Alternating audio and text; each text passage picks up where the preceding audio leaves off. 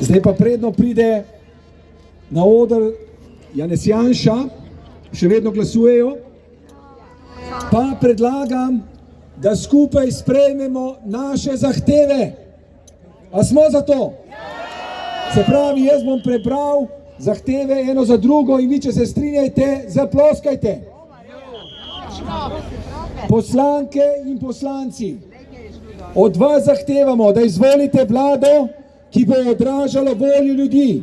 To pa je protikorupcijska vlada, ki ne bo sestavljena iz strank Golobove vlade, najbolj koruptivne vlade v Sloveniji.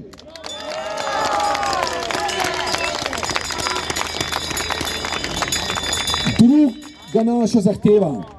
Poslanke in poslanci, ne podležite korupcijskim pritiskom, da bi zapustili svoje stranke in s tem izdali svoje volivke in volivce v demokraciji.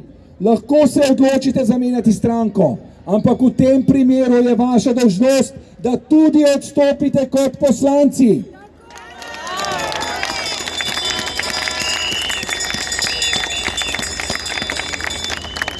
Tretja naša zahteva.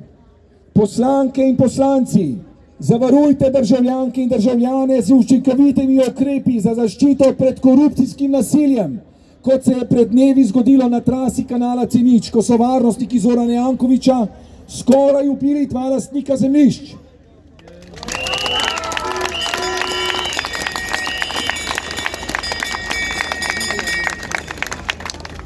Četrta zahteva.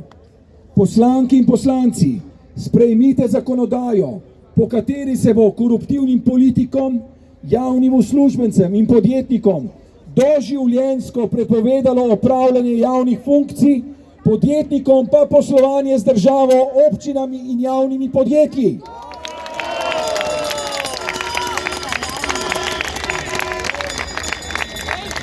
Poslanke in poslanci, 3,5 milijarde evrov, ki jih vsako leto požre korupcija, preusmerite v pomoč bolnikom, upokojencem, družinam in predvsem mladim, da bodo lahko prišli do svojega stanovanja.